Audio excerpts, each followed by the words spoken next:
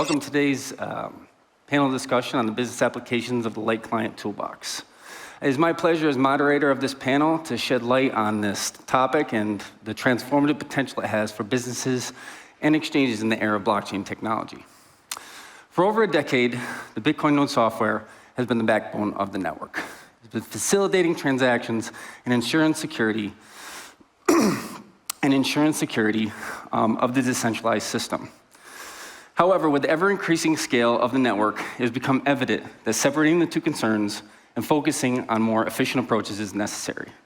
This is where simplified payment verification comes into play. The Bitcoin white paper outlined the SPV model as a solution for users to scale a network. It allows both enterprises and users to validate their own transactions without the need to run a full node. The LiteClient Toolbox, a collection of modular components, has emerged as a powerful tool in the construction and creation of these SPV services in today's world.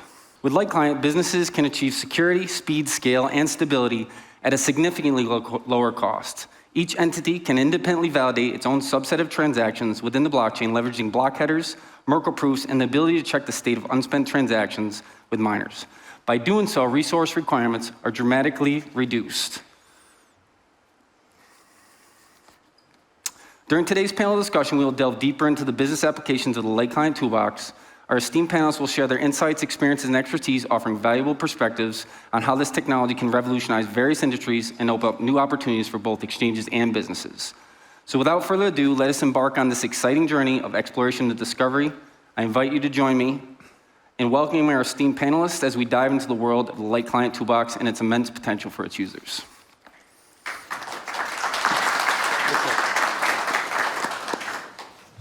To start off, Darren, the first question I'll ask you is, can you explain a little bit about what Client is and how it benefits users in the context of blockchain technology? Sure. Well, firstly, thanks for the intro. That was, you did something there that I've been trying for the last year to explain to my colleagues in the BA and the wider community of developers. And it's worth saying that a lot of developers in the space know this stuff and have implemented these things in a proprietary fashion. So. A couple that come to mind are Handcash, or effectively running a LiteClient.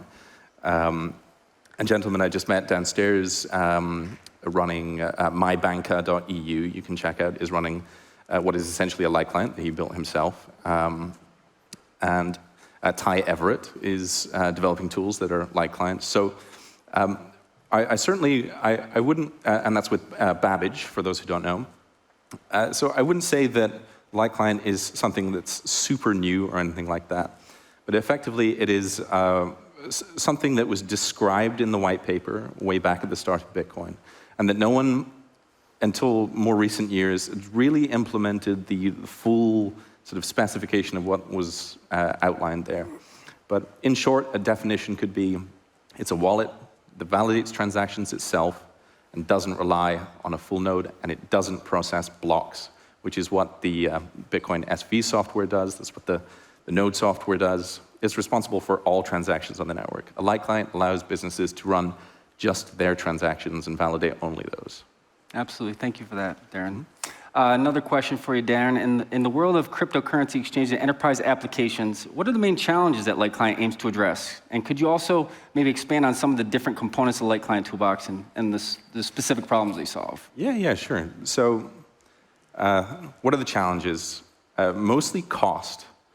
So most exchanges are still running nodes. Some wallets actually still run nodes, mostly for backup. And almost all exchanges that we spoke to over the last couple of years, as you know, were also running full nodes unnecessarily. And this represents a cost of a couple of thousand today, maybe like $3,000, $4,000 per month. And in future, with the kind of scale we're seeing from Terranode, this is going to be potentially 10,000, even more. Basically, the more transactions there are on the network, the more instances of a microservice architecture that you need to spin up in order to facilitate all that. And that is just absolutely pointless work for a business that is just facilitating a small subset of all of these transactions. Human interaction for payments on Bitcoin is going to be a tiny subset of overall use. validating absolutely everything is not necessary. So the main challenge is cost, and LiteClient is something like today maybe 100 times cheaper to run for a business that's operating the exchange, say. So I think that's usually the main concern for exchanges. Another thing would be compliance. So the fundamental part of how Bitcoin transactions have worked for the last 10 years, the user experience is usually something like you get a QR code, an address from one party, you scan that, and you send a transaction up to the network, and then the other party just sort of searches or polls an API waiting for a transaction to appear on their side. So this is in complete opposition to the original design of SPV, where I, maybe using Bluetooth, for example, would send phone to phone, then you directly have the transaction. So that's more of the SPV design, but that's not really what people do for exchanges. You're used to getting an address, and you send to the address, and you wait, and often with exchanges, you're waiting 100 blocks, which is a day. So the compliance aspect comes in where that sort of waiting for a transaction to come in, and other people today have spoken about this, you don't really know that the customer of the exchange is the one who sent that address. It could be anyone. So there's no real verification done there, and often there'll be a third party that makes a transfer, and that's when you see fraud. So the alternative is to actually verify the counterparty's identity. If it's in person, it's a lot easier. But if it were over the internet, you would have a peer-to-peer mutual authentication protocol where you're exchanging the required profile information. Who knows what that could be, like a passport, for example, if it was some high-value transaction, prior to any actual funds being transferred. And then the funds would be transferred alongside this data once everything had been verified by the counterparties. So that's kind of I think the first part of the question was the challenges the exchanges face. And the second part was the LiteClient Toolbox components, right? Yeah. So how is this done? Well, an identity management module, which would be communicating between counterparties. That would be one component that sort of exists in Paymail, but is a very rudimentary public key infrastructure solution. That needs to be developed further, and that's going to be happening in the next year at the BA. But also proxy services. So my phone can't receive incoming connections from anyone on the internet right now because of NAT and so on. So we need hosted services to be always running so that if someone wants to send me a transaction, that hosted service can tell my phone, because my phone is polling my hosted service all the time, or has a WebSocket connection or something. And that's how we're able to facilitate peer-to-peer through hosted architecture, so that would be one of the components, is a proxy service for that sort of thing. And then very briefly, the other components involved in LiteClient would be something that keeps track of headers, which is a 80-byte sort of accumulated hash or a root hash of a Merkle tree, which is the entire block, which could be 20 gigabytes or something like that. So 80 bytes instead is a small amount that you could store on a phone for every 10 minutes. It's not going to expand to a particularly large size over the years. So that's something that, hence the name LiteClient, right? So it's a much lighter weight way of securing where these inputs are coming from in previous transactions. So I think, that's about it. You need a couple of things. You need to manage your UTXOs. You need to be able to broadcast transactions to the network, which is an easy web API.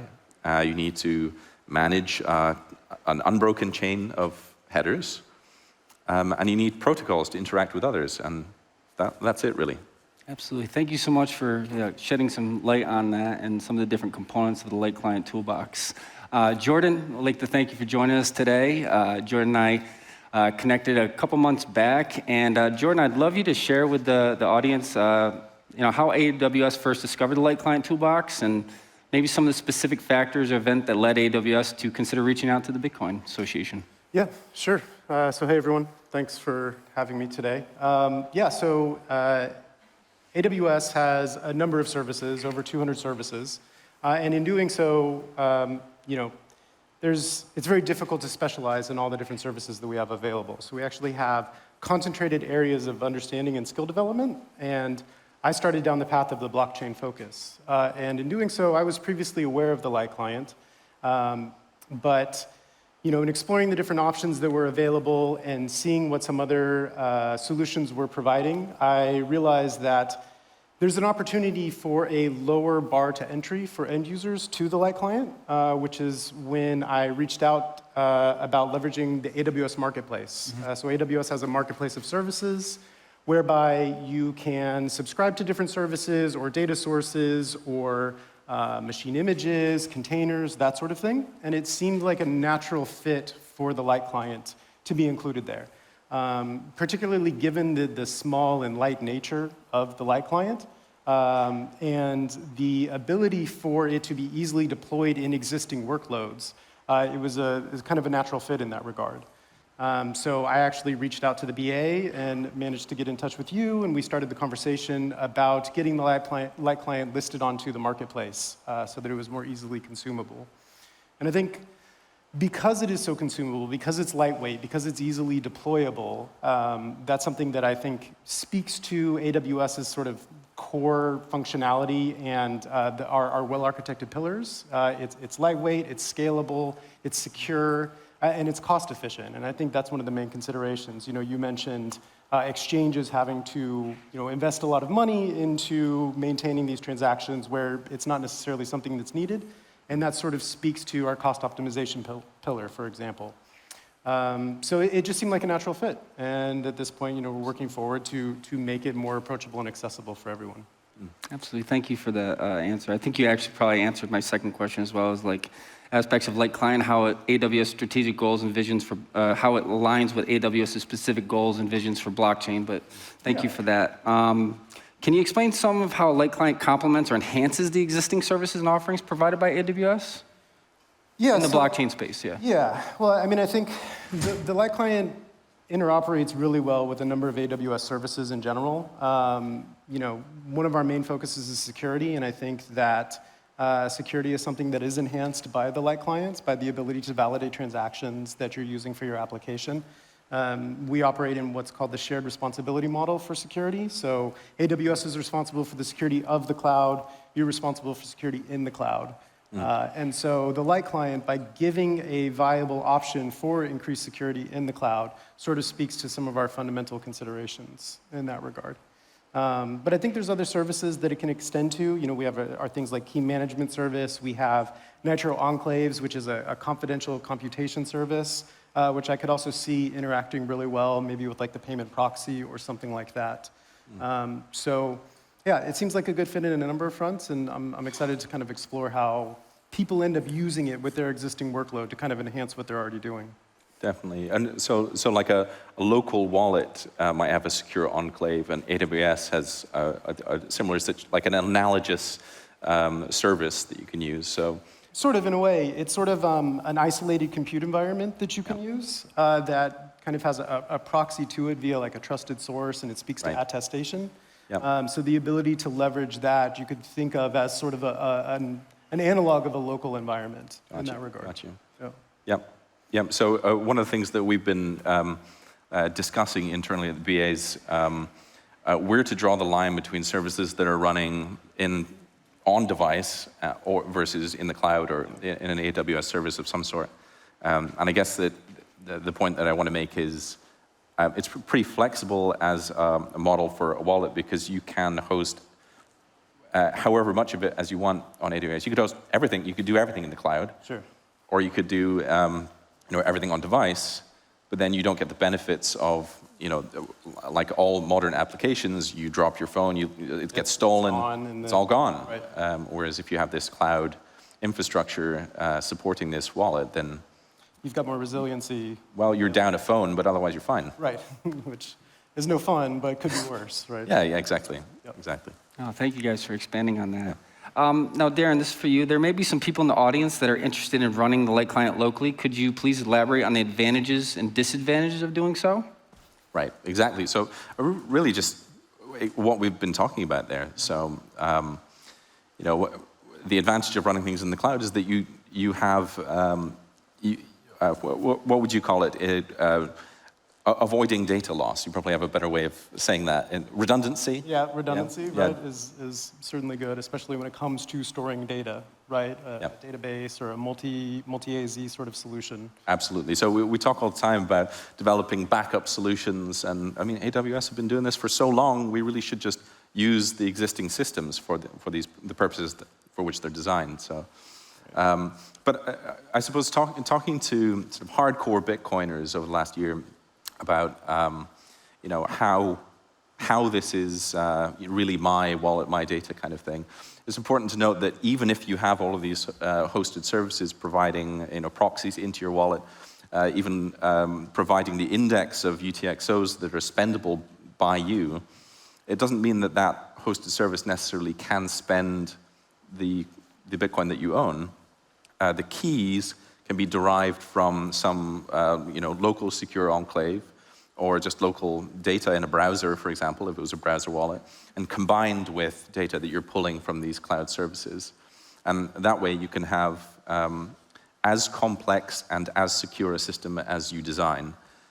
So it'd be interesting to see over the next couple of months and years how developers take these components, combine them, how they decide to design their wallet signing process with that consideration in mind. You know, keeping things secure and balancing the benefit of having data in the cloud, being able to refer to it from any of their devices, and also accounting. In the earlier days of BSV, it was very difficult to account for transactions. I was an avid user, and you know, 70,000 transactions in an accounting year. I remember my accountant refusing to audit them. So yeah, having several wallets in the space and combining all that data together, you know, it's a hosted cache of all transactions is going to make life easier. So that's why one might consider doing something that's a little bit more cloud-centric rather than on-device. Absolutely. I think there's a space for the hybrid as well, right? Yeah. You know, you mentioned keys. You can have your local keys, but maybe you're also storing some in AWS's key management service. Yes. Maybe you require multiple signatures or shards or things like that. So, I mean, I think there's space for redundancy, but not just in the cloud, right? Yeah. Across environments. Yeah, and because Bitcoin script is you know, so extent, you can do whatever you want. Yeah. You can have threshold schemes. You can have multi-signature where each one is a threshold scheme, anything like that. So. Yeah, absolutely. Thanks, guys. Now, you may have already touched on this, but security is always at the forefront of people's minds. What would you see as the security role of the LiteClient within the Bitcoin system? And what role would AWS have in securing the LiteClient Toolbox? Right, yeah. Yeah, I mean, I think we touched on that a little bit. I think there's maybe one thing I haven't spoken about that I could add with respect to if you're not running a full node, how do you actually validate your transactions? So this is something directly from the white paper, which is using Merkle proofs. So at the moment, it's not common to see wallets that actually send Merkle proofs along with the transaction. And there's a couple of formats that I want to mention. Extended format, which does include at least some of the input information that isn't in a standard transaction for this reason. But a lot of pushback we got from exchanges when we were first speaking to them about adopting the LiteClient and taking on SPV seriously. They pushed back thinking that there would be some sort of problem with compliance, that they couldn't prove that these transactions they were receiving from their customers were legitimate, right. And they would need to check the entire chain of blocks and all transactions in all blocks in order to verify that. But that's simply not true. It's perfectly possible to prove that a transaction is incorporated within the block because you can get the Merkle path, which is just a binary tree of hashes. You can do Merkle proof verification, which gets the index of the transaction within the block. So, you know, it's the fourth transaction in the block. Then you're just checking the index is hashed to the correct Merkle root. You're already keeping all the block headers, which are 80 bytes rather than huge data. And it's exactly the same as having the entire block. The only difference is it's not expensive and you don't have a bunch of redundant data. So Yes, so you're securing exactly what you need and not securing everyone else's transactions as well. So that's the model that the LiteClient adopts with respect to security. Oh, thank you for that. No, I think you really expanded on how it will actually happen, and I think that's important to understand. Right. You know, when running a LiteClient, it's hard to imagine that you can keep track of all those transactions. Right. So, no, absolutely. Yeah, there's a couple of steps. So I didn't mention, you've got to run script evaluation to make sure that the input can be spent with the unlocking script. You've got to check that the Satoshi values in are higher than the Satoshi values out. And you can also check with a miner fee policy. That's covered as well. You need to check like the version number is correct and the sort of general integrity of the rest of the data structure is correct. And you need to check that the inputs still exist. So the one component that's been missing, that's probably why LiteClients aren't ubiquitous now, is a UTXO lookup. So being able to verify that a transaction input existed in the past in a real block is what a Merkle proof does. But it doesn't prove that the UTXO hasn't already been spent or not. So you do actually have to check with miners that small detail. It doesn't actually have to be miners. These could be services that are run by a service that's specifically designed to track the UTXO set. And that might be a small business that's tracking only a certain subset of the UTXO set. So these are things that are being sort of elaborated on and designed at the BA as part of the technology team. And that is really just beginning to take shape in terms of how you should do this most efficiently. So yeah, that's the part I missed before. So. Absolutely. Jordan, could you maybe talk about specific use cases or industries where AWS sees a strong potential for LiteClient? And if so, what are the reasons behind this belief? Yeah, so I mean, I think at AWS, you know, we try to start with our customers and work backwards. Mm-hmm. And I think LiteClient kind of scratches that specific itch because specifically for customers, it is a more efficient opportunity for them to validate transactions for their application, right? And so I would say that, you know, we would see things in areas of like IoT is probably one of the ones that kind of stands out top of mind, but really any sort of application that would afford you the ability to run this software right alongside with everything that you're currently doing, your existing workload, is pretty fitting for the LiteClient in the AWS ecosystem. You know, I don't think there's any one specific thing that it's like, this is the best fit for it, because it is so almost simple and lightweight that it can kind of go anywhere and still provide its utility. Absolutely, it totally depends on the user interface that people then attach to it. You can do so much of that. Yeah, I'm often asked, what are the use cases? And we're like, well, how much time have you got? Right, right. What are you trying to do? And let's see if we can find a place that it fits. I think it's worth mentioning what is not a use case. Analytics companies, because they really do need all of the data, because that's their whole model, right? That's their purpose.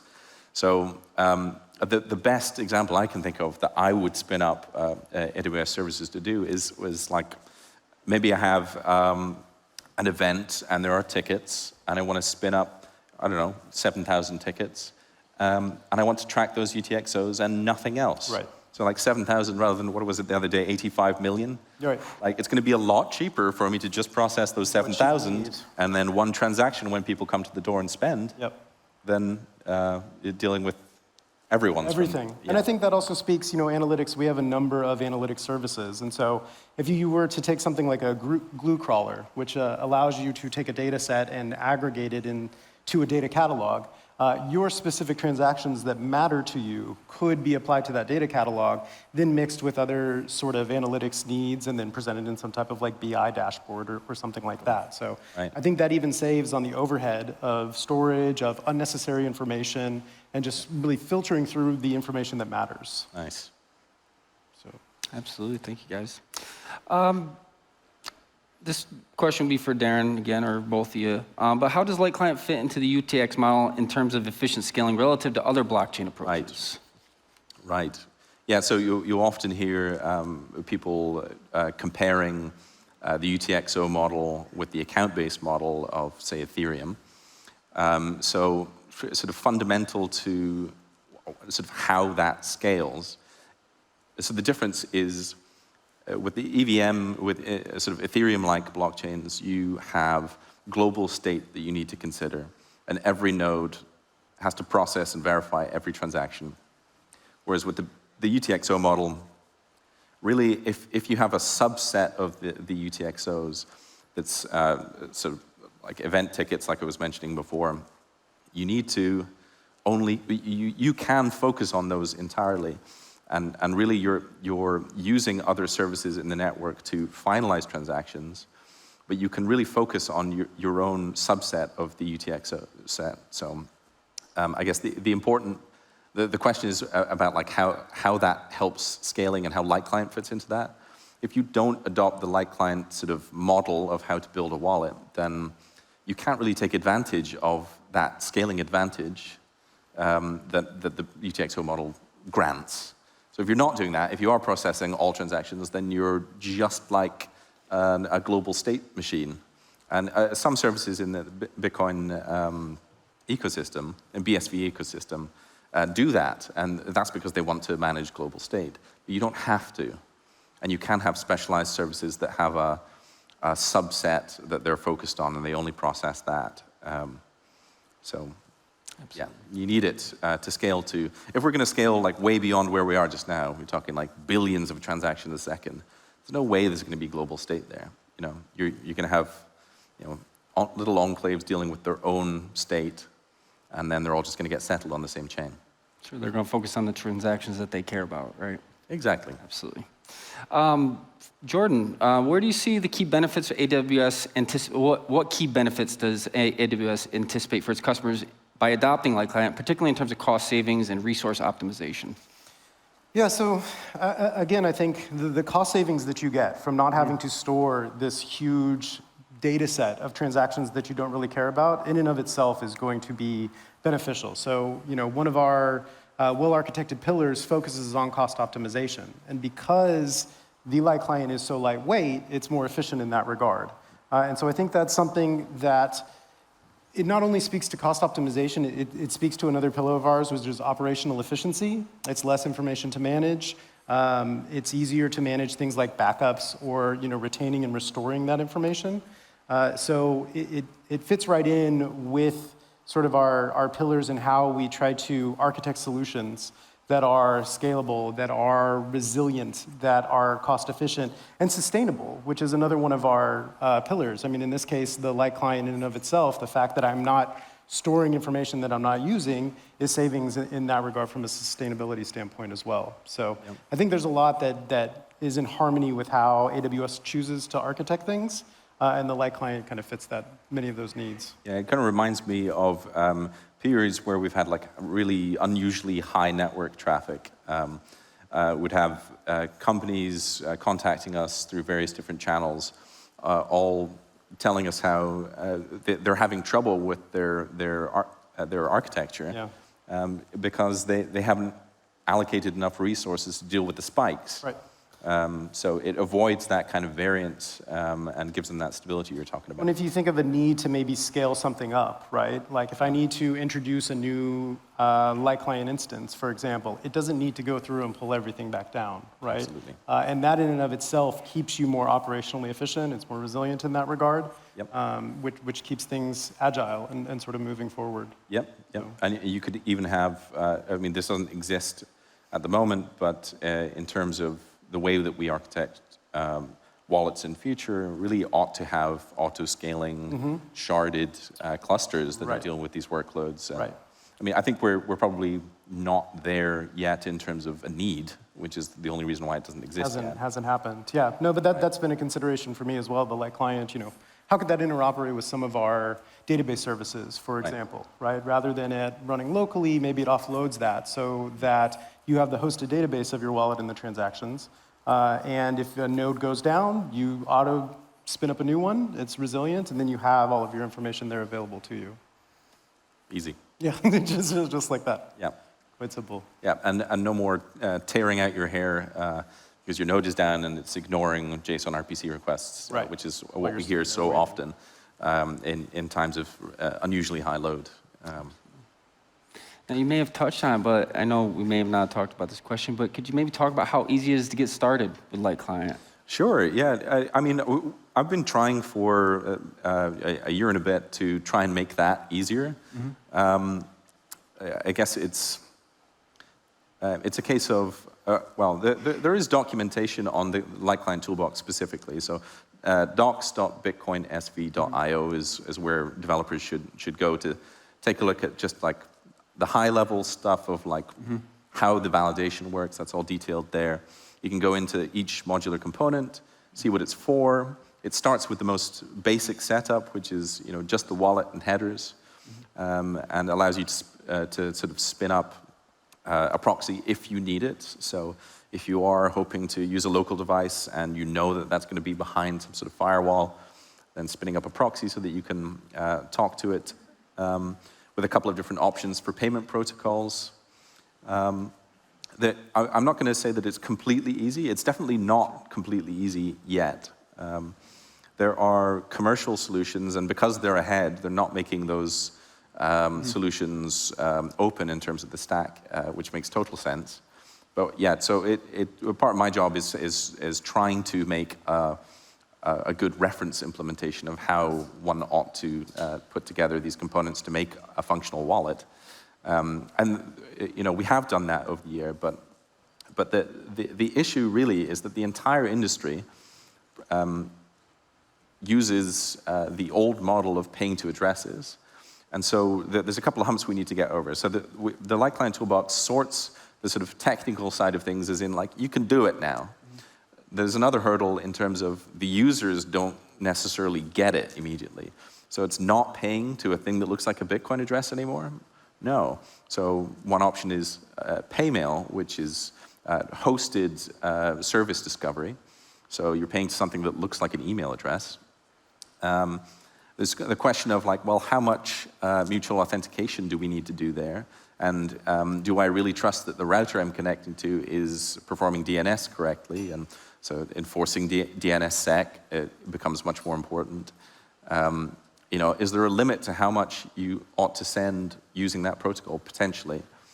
So the TSC put forward direct payment protocol, which is another alternative payment protocol that looks a little bit more like BIP 270, which is connecting directly to a host and getting outputs, getting information about who the beneficiary is, sending originator data. And there was a consideration for a while of like, well, should we just bake the travel rule into this to be completely compliant?